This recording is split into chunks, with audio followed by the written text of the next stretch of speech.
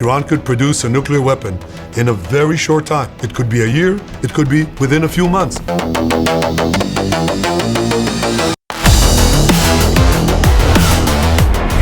মধ্যপ্রাচ্যে যুক্তরাষ্ট্রের সামরিক ঘাঁটি আর জ্বালানি পরিবহন রুট লক্ষ্য করে ইরান ও তার বন্ধুদের অব্যাহত হামলায় পরিস্থিতি ভয়াবহ রূপ নিয়েছে। জবাবে মার্কিন বাহিনীও ইরানি ভূখণ্ডে পাল্টা হামলা জোরদার করেছে। উভয় পক্ষের সংঘাতের সরাসরি প্রভাবে আন্তর্জাতিক বাজারে জ্বালানি তেলের দামে নতুন করে চরম অস্থিরতা তৈরি হয়েছে।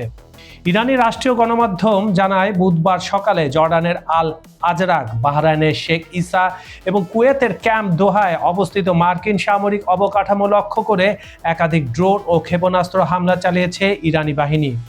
তবে জর্ডান সামরিক বাহিনী জানিয়েছে তাদের আকাশ সীমায় প্রবেশ করা 6টি ইরানি ক্ষেপণাস্ত্রের মধ্যে 4টি আকাশে ধ্বংস করা হয়েছে এবং বাকি দুটি ফাঁকা স্থানে গিয়ে পড়েছে, ফলে কোনো হতাহত হয়নি।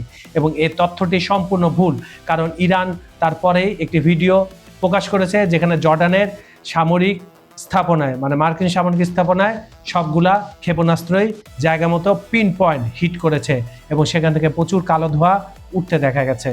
অন্যদিকে বাহরাইন তাদের আকাশ প্রতিরক্ষা ব্যবস্থার মাধ্যমে বেশ কয়েকটি ড্রোন ও ক্ষেপণাস্ত্র প্রতিহত করার দাবি করেছে। এটাও একটা মিথ্যা দাবি। তাসনিম বার্তা সংস্থা তথ্য মতে কুয়েতের ক্যাম্প দোহায় মার্কিন স্থল বাহিনী গোলাবারুদ ও সরবরাহ কেন্দ্র লক্ষ্য করে বিপুল সংখ্যক আক্রমণাত্মক ড্রোন দিয়ে হামলা চালানো হয়। এছাড়া বাহরাইনে অবস্থিত মার্কিন প্রযুক্তি প্রতিষ্ঠান আমাজনের একটি আঞ্চলিক ডেটা সেন্টারেও হামলা চালিয়েছে বলে দাবি করেছে ইরান। এ নিয়ে তারা দুইবার সেই জায়গায় হামলা চালানো। হরমুজ প্রণালীতে বাণিজ্যিক জাহাজে ইরানের হামলা চালানোর সক্ষমতা ধ্বংস করতে টানা 11তম রাতের মতো পাল্টা হামলা চালিয়েছে যুক্তরাষ্ট্র। মার্কিন সেন্টার কমান্ড জানায় তারা ইরানের বিভিন্ন সামরিক ঘাঁটিতে টানা 75 মিনিট ধরে বিমান হামলা চালিয়েছে। ইরানি গণমাধ্যমের সূত্র মতে বুশেহর পারমাণবিক বিদ্যুৎ কেন্দ্রের কাছের একটি বিদ্যুৎ সাবস্টেশনে মার্কিন ক্ষেপণাস্ত্র হামলায় সাময়িক বিদ্যুৎ বিচ্ছিন্নতার সৃষ্টি হয়। এদিকে ইরানের স্বাস্থ্য মন্ত্রণালয়ের এক কর্মকর্তা জানান বুশেহর ও ইলাম প্রদেশে এসব মার্কিন হামলায় 50 জন সাধারণ নাগরিক নিহত এবং প্রায় 500 জন আহত হয়েছেন। এদিকে মার্কিন প্রেসিডেন্ট ডোনাল্ড ট্রাম্প নিশ্চিত করেছে এই যুদ্ধে এ পর্যন্ত 18 জন মার্কিন সেনা নিহত হয়েছেন। একই সাথে তিনি ইরানের নাতানজ পারমাণবিক কেন্দ্র পুনরায় হামলা চালানোর হুমকি প্রদান করেছেন। তবে ইরান দাবি করেছে মৃতের সংখ্যা অনেক আগেই 100 ছাড়িয়েছে।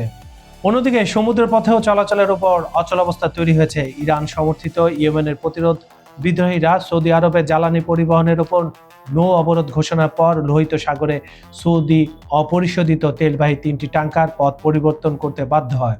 এর ফলে খরচ ও সময় দুইটাই বেড়ে যাবে। হরমুজ প্রণালী ও লোহিত সাগরে চরম উত্তেজনার কারণে ফরাসি শিপিং জায়ান্ট CMA আগামী 1 আগস্ট থেকে কন্টেইনার প্রতি $65 থেকে $165 পর্যন্ত জরুরি সারচার্জ আরোপের ঘোষণা দিয়েছে, কারণ তারা বলছে প্রণালী ঘুরে যেতে হবে এবং এজন্য সময়ের সাথে সাথে কষ্ট বাড়বে। জ্বালানি সংকট ঘনীভূত হওয়ায় আন্তর্জাতিক বাজারে ব্রেন্ট ক্রুড অয়েলের দাম ব্যারেল প্রতি $91 অতিক্রম করেছে এবং যুক্তরাষ্ট্রে পেট্রোলের দাম গ্যালন প্রতি $4 ছাড়িয়ে গেছে। চলমান এই ভয়াবহ অস্থিরতার মধ্যে যুক্তরাষ্ট্রের পররাষ্ট্রমন্ত্রী মার্কো রুবিও জানিয়েছেন ওয়াশিংটন এখনও কূটনীতির মাধ্যমে সংকট সমাধানের জন্য প্রস্তুত রয়েছে, তবে তেহরান আলোচনার বিষয়ে বিন্দুমাত্র আন্তরিক নয়।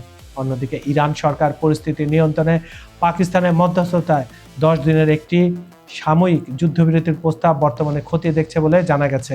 দেখেন, যুদ্ধে ট্রাম্প বলছে যে ইরান মরিয়া হয়ে গেছে বৈঠক করার জন্য, মিটিং করার জন্য, যুদ্ধ থামানোর জন্য। অন্যদিকে মার্কিন যুক্তরাষ্ট্রের তো এই ঘাটিগুলোতে যত আপনার গোলাবারুদ ছিল, হেলিকপ্টার ছিল, ড্রোন ছিল, এমনকি F-15 ছিল, সেগুলো ধ্বংস হয়েছে। F-16ও ধ্বংস হয়েছে কিছু।